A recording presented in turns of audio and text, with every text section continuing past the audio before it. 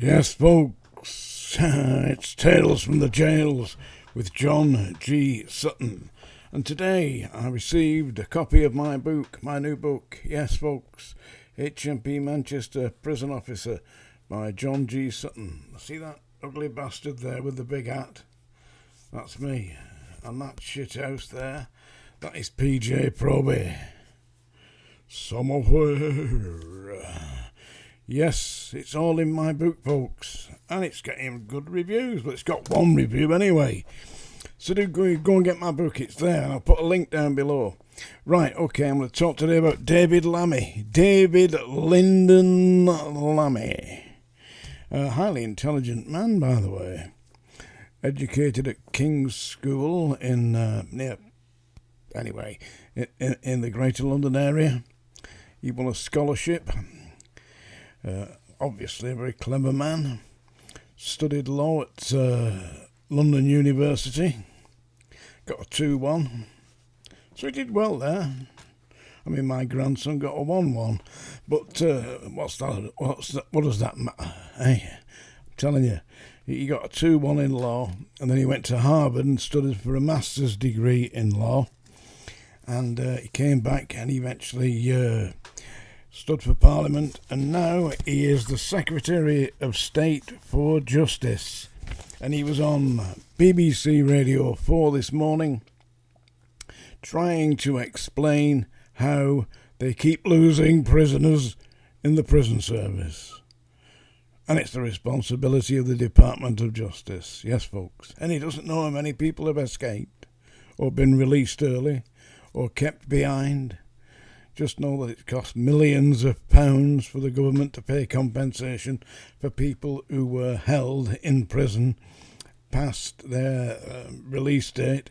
So some problems there. And David Lammy did make one statement today on Radio 4 that the prison service is run on its pen and paper.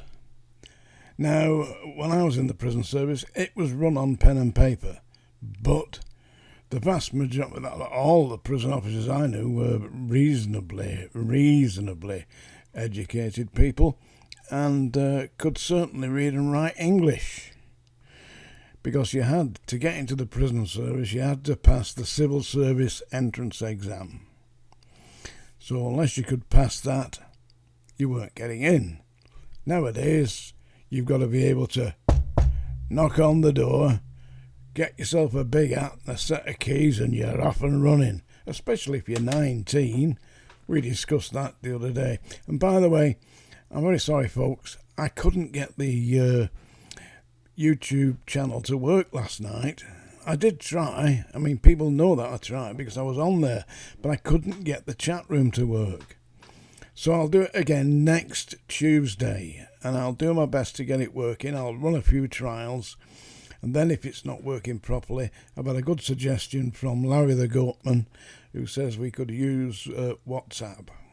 Not WhatsApp, Facebook. So I'll have a look at that, and we'll let you definitely know, because I know some people were anyway, looking forward to a live chat. So we'll do it again next Tuesday. That'll be all right, won't it? Well, I'll try anyway, yeah. So David Lammy is saying that the prisons are run on pen and paper, and because they got consecutive and other sentences passed, and it's very difficult. It wasn't very difficult when I went there. They just did it. They had a dedicated unit to doing this, and everybody knew their release date. They knew their release date, and the warrants were checked. And I used to handle the warrants because I ran the records office. And it was run with the pen and paper. Nowadays, they really should have this all fully computerised by now. And I know they can do this because there's a lot of money being invested in the police service. Because my son-in-law is one of the heads of IT for one of the local police forces. I won't disclose which, but he is. And he has been designing various programs for the police, and there's a lot of money being invested into it. So at one point of the criminal justice system, there is money going in, but when it comes to the prisons, there's no money going in. They're running it on like the 1960s, 1970s, and it ain't working because they've got more people in prison. I agree, there's a lot more people there now. What is there, 80,000, 90,000 people in prison? By the time we get to 2030, there's going to be 100,000 people in prison. And what's the answer to all this? Well, according to David Lyndon Lammy, we're going to have more prisons. That's the answer. That's the answer, folks. Get some more prisons. Just build more prisons. Then we can put people in for all these naughty, naughty words that they keep saying. Now, I'm not a great big fan of racism. I absolutely don't believe that it gets anybody anywhere. I mean, if people were really racist, I mean, my family go back to Ireland. My wife's family goes back to Ireland. And it isn't that long ago. It really isn't. In the 1950s, you got boarding houses putting up signs saying, no people of colour, no Irish, no dogs. Seriously. That's what they used to put on the thing. And they advertised in the press. You know, rooms to let. No people of colour, no Irish and no dogs. In the press. Seriously. No, you didn't get arrested in them days. You try it today. Yeah? You're going to be in one of David Lyndon Lammy's restrooms, aren't you? You know, one of them restrooms with bars on the window and a big lock on the door. Yeah. Seriously. So what is he going to do about all this? Well, he was asked on BBC Radio 4 this morning, and it came across to me, he hadn't got a bleeding clue. Well, it's time you got some people that did know what they were doing. David Lyndon Lammy, Secretary of State for Justice. Because the way it's running at the moment, it is set to collapse. You cannot put 19-year-old girls, who if they were sentenced to imprisonment would be young offenders, on the landings dealing with sophisticated career criminals. It doesn't work. You've only got to look at your own statistics to see that it does not work. You are placing young ladies in jeopardy. And in my opinion, there should be a class action against the Home Office or against the Department of Justice or whoever they want to stick up there to take the fall. I mean, it's almost as bad as the post office scandal. And, in my opinion, the silly bitch that ran that should be prosecuted and may very well be prosecuted. They're talking about corporate manslaughter because people actually lost their lives, you know, through desperation when they were being persecuted by the post office and prosecuted. Come on. I mean, if I was the head of the post office, and I know what we all know historically what postmasters are like. They're dedicated people who are professionally trained, who run it to the best of their ability, and they are not of the criminal fraternity. No, generally speaking, definitely not. They're vetted before they get their job anyway. So, if I was the head of the post office and it suddenly came to me that 10%, 15%, 20% of all the postmasters in the country were suddenly defrauding the system, I would look at the system, not prosecute the individuals. And the head of the post office actually knew that they had a new computing system that didn't work. And they knew it. I think that they should be prosecuted. Criminal negligence, corporate manslaughter. String the buggers stick him in front of the courts. David Lyndon Lammy, grow a pair of bollocks, lad, and get on with it. And as for building more prisons to put people who spout naughty words, that isn't going to get nowhere. All you're doing is annoying the people of Britain. So stop it, all right? My new book. Yeah, there we go, folks. HMP Manchester Prison Officer. John G. Sutton. You've got to read it, folks. All right. Now it's time for a poem. And as we're talking about criminal punishment, I'm going to read you a poem by Rudyard Kipling, Danny Deever. This is about military justice back in the 19th century, which is not like criminal justice today. This is Danny Deever. "When are the bugles blowing for?" said Files on parade. "To turn you out, to turn you out," the colour sergeant said. "What makes you look so white, said Files on parade.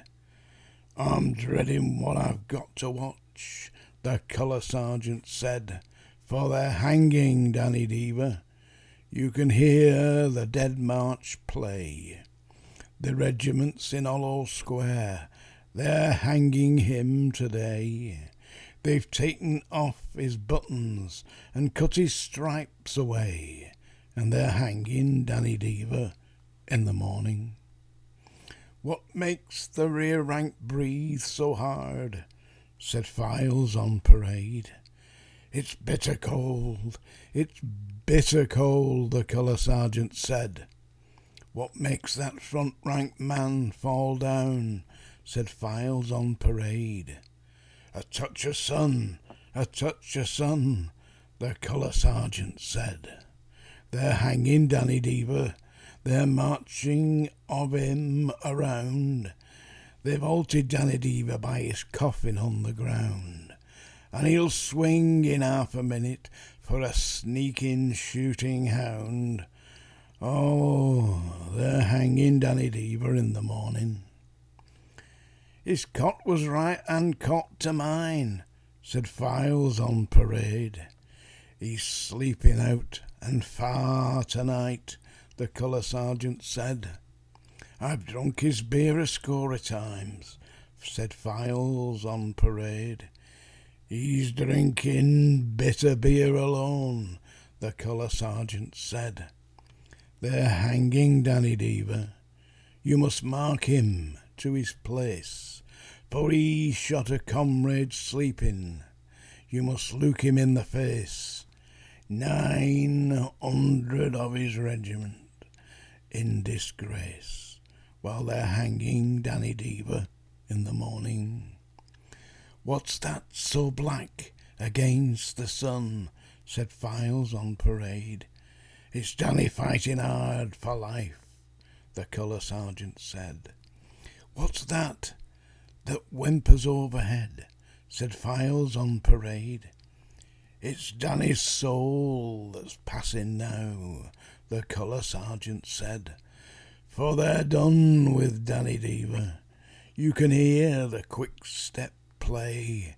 The regiment's in column and they're marching us away. Oh, the young recruits are shaking and they'll want their beer today, after hanging Danny Deever in the morning." And that was back in the day. Today, what have we got? Well, I'll tell you what we've got here, folks. The Song Dinger. And as it's coming towards Christmas time, I thought a little festive song. This is not particularly festive. This is Elvis Presley's Blue Christmas, which is, I like this one. I'll have a blue Christmas without you. I'll be so blue just thinking about you. Decorations of red on a green Christmas tree won't be the same, dear, if you're not here with me. And when those blue snowflakes start falling. That's when those blue memories start calling. You'll be doing all right with your Christmas of white, but I'll have a blue, blue, blue, blue Christmas. Yeah, you'll be doing all right with your Christmas of white, but I'll have a blue, blue, blue, blue Christmas. Yeah, I even impressed myself then. Tales from the Jails with John G. Sutton. Next Tuesday we'll do the live broadcast. And don't forget to get me book. There's a link down below.